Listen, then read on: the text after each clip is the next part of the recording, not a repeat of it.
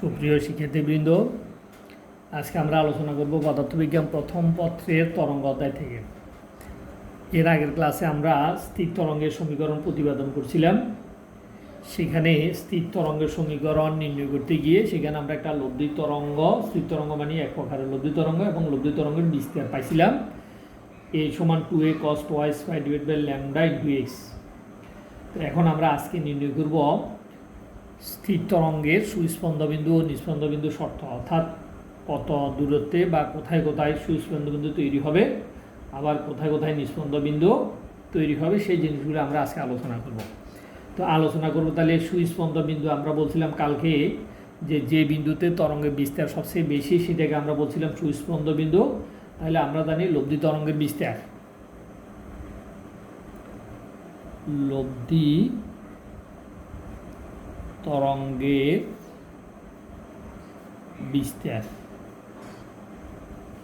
বিস্তার আমরা এই সমান পাইছি এই ক্যাপিটাল এ দ্বারা আমরা প্রকাশ করছিলাম। এই সমান আমরা পাইছি 2a cos twice pi by lambda into x। তাহলে আমরা লব্ধি তরঙ্গের বিস্তার কালকে আমরা এই রাশিটা পাইছি, যে আমরা বলছিলাম যে লব্ধি তরঙ্গের বিস্তার এর মান যদি সর্বোচ্চ হয় বা সবচেয়ে বেশি হয় তাহলে আমরা বলবো বিন্দুটা হবে সুস্পন্দ বিন্দু, আর বিস্তার যদি সবচেয়ে কম হয় তাহলে আমরা বলবো বিন্দুটা হবে নিস্পন্দ বিন্দু। তাহলে বিন্দু সুস্পন্দ হইতে পারে, বিন্দু কি নিস্পন্দ হইতে পারে। তাহলে বিন্দু নিস্পন্দ বা সুস্পন্দ যাই হোক না কেন সেটা নির্ভর করবে বিস্তারের উপরে। বিস্তার যখন সবচেয়ে বেশি হবে তখন বিন্দুটা হবে সুস্পন্দ বিন্দু। তো আমরা বলবো যে সকল বিন্দুতে বিস্তার সর্বাধিক তথা লব্ধি বিস্তার সর্বোচ্চ, বা যে সকল বিন্দুতে লব্ধি বিস্তার সর্বোচ্চ সেই সকল জায়গাতে তখন এই কসের মান সর্বোচ্চ হলে লব্ধি তরঙ্গের বিস্তার সর্বোচ্চ হবে। cos twice pi divided by lambda into x, এই রাশিটার মান যদি আমরা শূন্য বসাই, এটা শূন্য বসালে এটা হবে কত? cos 0 degree. তার মানে cos 0 ডিগ্রি সর্বোচ্চ হলে লব্ধি তরঙ্গের বিস্তার হবে সর্বোচ্চ। আবার cos যদি আমরা বলি 180 ডিগ্রি, এটার মান হবে মাইনাস সর্বনিম্ন। তার মানে লব্ধি তরঙ্গের বিস্তার একবার সর্বোচ্চ হবে যখন আমার দশা কোণ কসের মধ্যে যেটা 0 ডিগ্রি হবে। তাহলে দশা কোণ মান 0 ডিগ্রি, আবার 180, দুইটা যে কোনোটাই হইতে পারে। তো এখন আমরা বলবো যে সকল বিন্দুতে বিস্তার সর্বোচ্চ, যে সকল, আমরা সুস্পন্দ বিন্দুটা আগে নির্ণয় করতেছি, যে সকল বিন্দুতে লব্ধি তরঙ্গের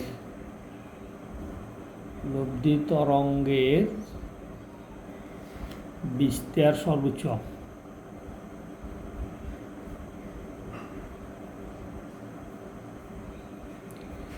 যে সকল বিন্দুতে লব্ধি তরঙ্গের বিস্তার সর্বোচ্চ সে বিন্দুগুলো হবে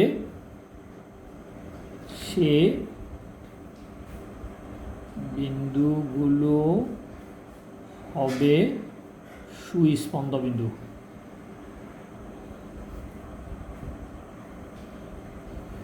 তাহলে লব্ধি তরঙ্গ বিস্তার সর্বোচ্চ হলে সেগুলো সুস্পন্দ বিন্দু হবে। তার মানে যে সকল বিন্দুতে কসের মান, যে সকল বিন্দুতে cos 2 pi by lambda into x সমান প্লাস মাইনাস 1 হবে। যে সকল বিন্দুতে কসের মান প্লাস মাইনাস কত হবে?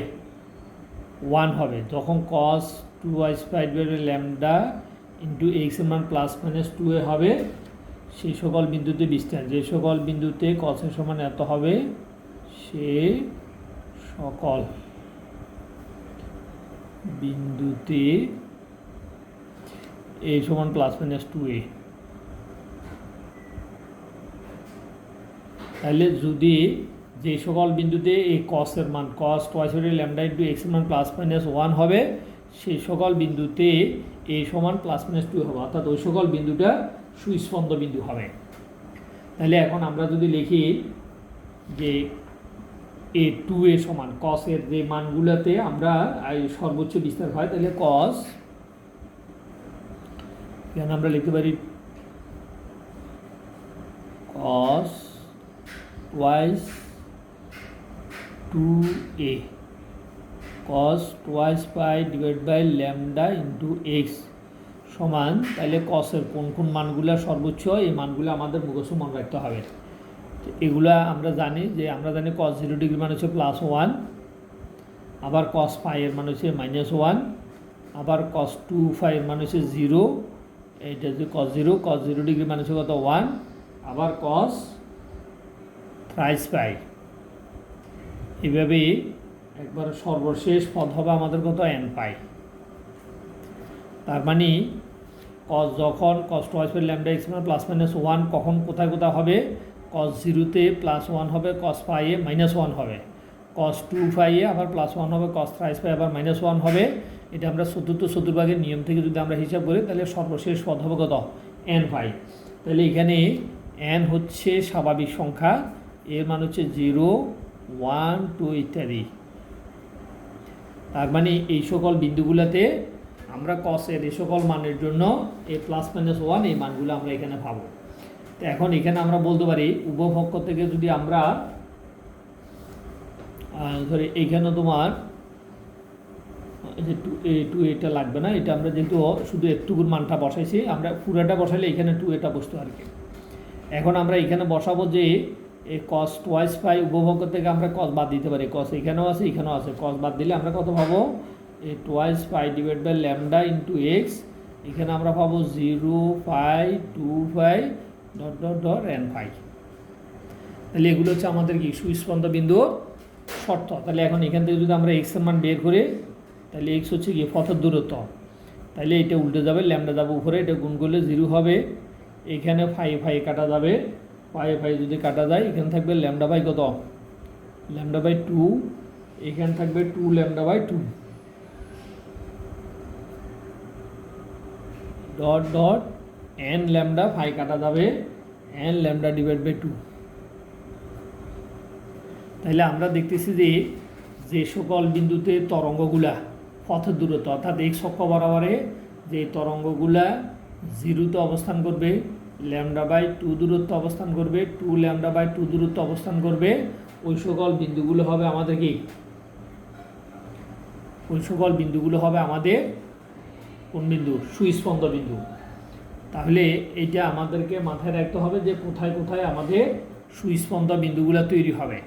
এখন আমরা এরপরে আমরা চিত্রের মাধ্যমেও দেখাবো, তার আগে দিয়ে আমরা এটাকে একটা ধারাতে রূপান্তর করি। ধারাতে রূপান্তর করলে আমরা লিখতে পারি x সমান 0, এখানে আমরা হর ও লবকে যদি সবগুলোতে 2 দ্বারা গুণ করি তাহলে এখানে আমরা পাবো 2 ল্যামডা ডিভাইড বাই 4, এখানে পাবো 4 ল্যামডা ডিভাইড বাই 4, তারপরটা আমরা পাবো 6 ল্যামডা ডিভাইড বাই 4 এখানে আমরা পাবো 2n ল্যামডা ডিভাইড বাই 4।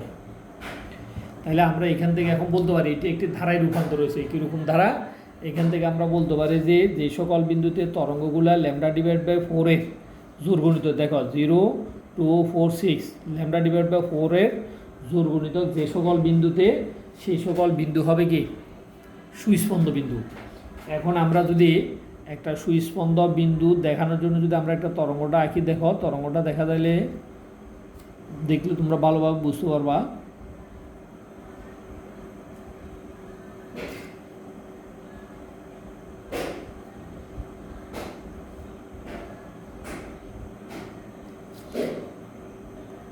ধরো একটা তরঙ্গ যেহেতু উৎপন্ন হয়ে মাধ্যম মধ্য দিয়ে এদিকে সামনের দিকে অগ্রসর হচ্ছে, এই তরঙ্গটা এখানে বাধাপ্রাপ্ত হয়ে পুনরায় আবার বিপরীত দিক থেকে আবার ফেরত আসতেছে।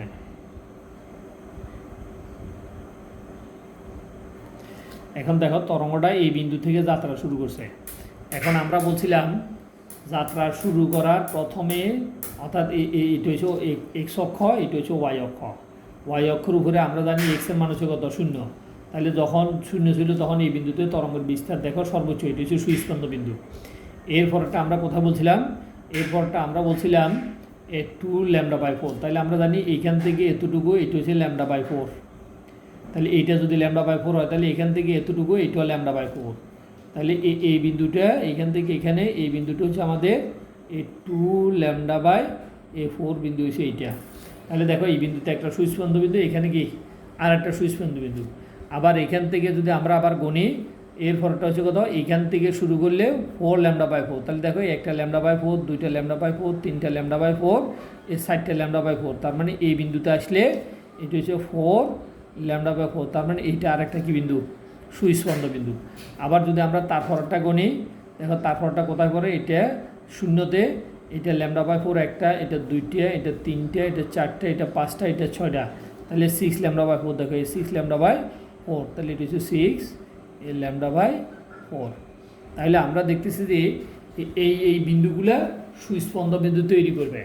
তার মানে যে সকল বিন্দুতে তরঙ্গগুলা এই পথের দূরত্ব এক্স অক্ষ বরাবরে, আর প্রথমটা হচ্ছে 0, তারপরটা হবে 2 λ/4, তারপরটা 4 λ/4। এক কথায় ধারা হিসেবে বলতে গেলে λ/4 এর কি জোড় গুণিতক, সেগুলো হবে কি সুস্পন্দ বিন্দু। তাহলে স্থির তরঙ্গের উপর যে সকল বিন্দু, আমরা বলতে পারি স্থির তরঙ্গের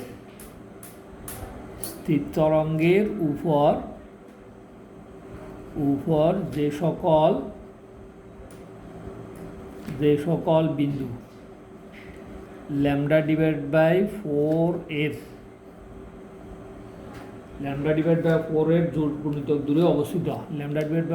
এর জোড় গুণিতক দূরে অবস্থিত, λ/4 এর জোড় গুণিতক দূরে অবস্থিত, সে সকল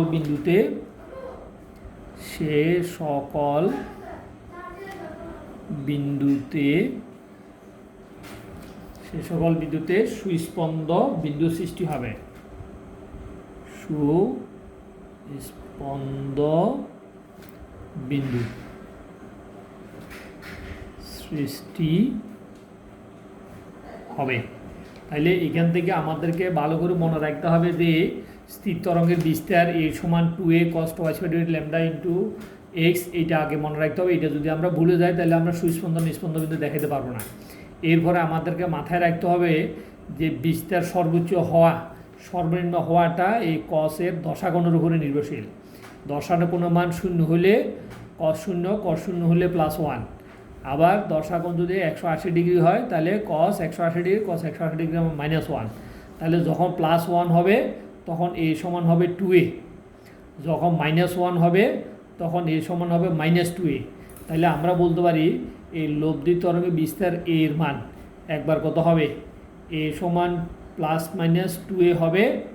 তখন আমাদের কি হবে, বিস্তার সর্বোচ্চ হবে, +2a হলেও সর্বোচ্চ হবে, -2a হলেও সর্বোচ্চ হবে। এবং সেই সর্বোচ্চ বিন্দুগুলা আমরা দুইভাবে দেখাতে পারি, একটা হচ্ছে দশাকোণ দিয়ে, আর একটা হচ্ছে তোমার কি পথের দূরত্ব দিয়ে। তাহলে এখন আমরা এখানে পথের দূরত্ব দিয়ে দেখালাম। ধন্যবাদ সবাইকে, খোদা হাফেজ।